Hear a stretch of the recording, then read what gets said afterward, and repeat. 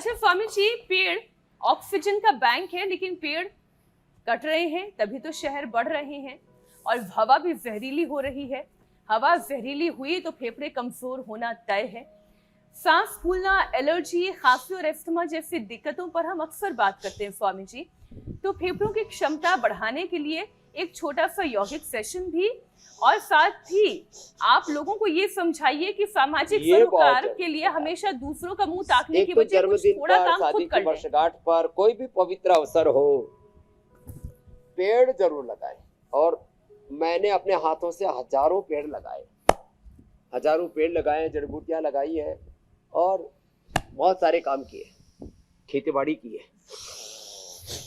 Oxygen के लिए भस्त्रिका जरूरी है। 2 से 5 मिनट डीप ब्रीदिंग।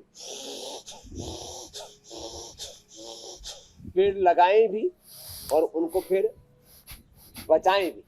कई प्रकार के जीव जंतुओं से भी बचाना पड़ता है, मौसम की मार आदि से भी बचाना पड़ता है। हमने जो पेड़ लगाए थे जिस गांव में, सैदलपुर की धरती पर जहां हम पैदा हुए, वो गांव, छोटे से गांव से लेकर के फिर हरिद्वार से लेकर के पूरे देश में जहां हम जाते हैं, लोग हमसे पेड़ ही लगाते थे ज्यादातर, यादगार के तौर पर भी। तो पेड़ लगाएं, पेड़ बचाएं, पेड़ों को बढ़ाएं। और सड़क के, अपनी जमीन ना हो तो सड़क के किनारे पर जाकर के लगा सकते हैं, जंगलों में पेड़ लगा सकते हैं। काटने पर पाबंदी है, पेड़ लगाने पर कोई पाबंदी नहीं है। और उसमें भी फलदार वृक्ष सबसे ज्यादा।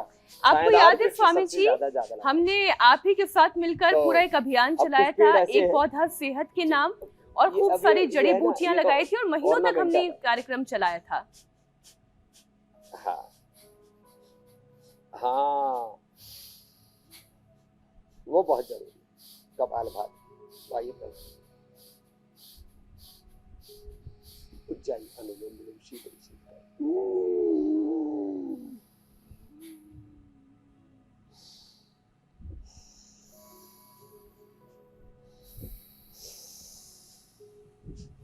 और ये अनुलोम, ये कर लिया तो पूरा जीवन ही आनंद से आप्लावित हो जाता है। तो हम जब योग करते हैं तो एक सकारात्मक ऊर्जा से, ज्योति प्रकाश से आप्लावित हो जाते हैं और करने में एक अप्रतिम सुख मिलता है। तो मैं तो कहूँगा, जिनके पास थोड़ा वक्त है तो कभी कभी हिमालय चढ़ जाया करो, और इधर जम्मू कश्मीर, हिमाचल से लेकर के उत्तराखंड से लेकर के 7 स्टेट से लेकर के हमारे पूरे देश में पेड़ पौधे, प्रकृति, नदी, गव्वर, गिरी, उपवन, गांव, अपने गांव में जाओ, गांव में पेड़ पौधे लगाओ।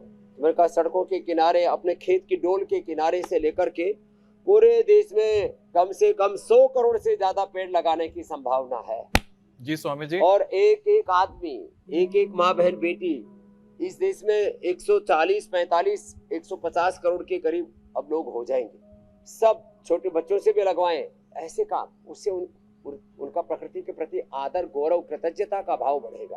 तो ये अभियान तो अब वर्षात आने वाली फिर से शुरू करेंगे, बहुत जरूरी है। बिल्कुल स्वामी जी। पेड़ लगाओ, प्रकृति बचाओ, संस्कृति बचाओ, देश बचाओ, आने वाली पीढ़ियों को बचाओ। और ऑक्सीजन भी स्वामी जी बढ़ाओ। अगर मौका ना मिले तो बैल्कनी में भी पौधे लगाओ, ताकि कम से कम बैल्कनी के जरिए आपके घर में ऑक्सीजन बढ़ता रहे स्वामी जी। क्योंकि ऑक्सीजन का जिक्र हमने कर लिया है, छत पर लगाओ। जी स्वामी जी। तो स्वामी जी, जब हवा ही चेतावनी बन जाए और शरीर में ऑक्सीजन की कमी महसूस हो तो प्राणायाम सबसे बड़ा सहारा बनता है, और इसका अभ्यास आप करवाना शुरू कर चुके हैं। लेकिन साथ ही स्वामी जी, इम्यूनिटी, फेफड़े, दिल, स्किन और मन, सबके लिए कौन से प्राणायाम रोज हमें करने चाहिए, आवश्यक है? एक तो अनुलोम विलोम, एक भ्रामरी, एक उद्गीत, ओम, और श्वासों के साथ ध्यान। इसको विपश्यना कहो, प्रेक्षा कहो, दृष्टा गुणातीत भावातीत ध्यान। और जिनका बीपी थोड़ा बढ़ जाता है तो मेधावती और मुक्तावती। हार्ट की प्रॉब्लम है तो थोड़ा कार्डियो में अर्जुन की सारी, अर्जुनारी, ऐसे कुछ पदार्थों का सेवन। मगज और ड्राई फ्रूट रात को भिगो करके सुबह घोट करके सिलबट्टे से थोड़ी मेहनत भी करो, और फिर उसको पानी में या दूध में घोल करके पी लो। ओहो, इससे अप्रतिम कुछ भी नहीं हो सकता। तो जिनको गर्मी लग रही, शीतकारी भी कर लो।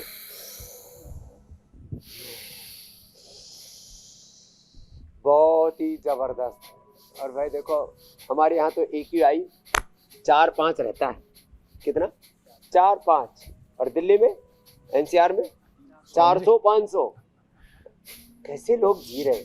मैं तो कहता हूँ थोड़े दिन पतंजलि वेलनेस योगाग्राम निरामय में आ जाओ, और फोन भी करना हो तो 8954666111 22233334455 8954666111 यहाँ आ जाओ। थोड़े दिन पूरा डिटॉक्स कर देंगे, देह को दिवालय शिवालय बना देंगे। आपके भीतर से रामत्व, कृष्णत्व, हनुमत्तत्व, शिवत्व की अनुभूति होगी। शिवो हम।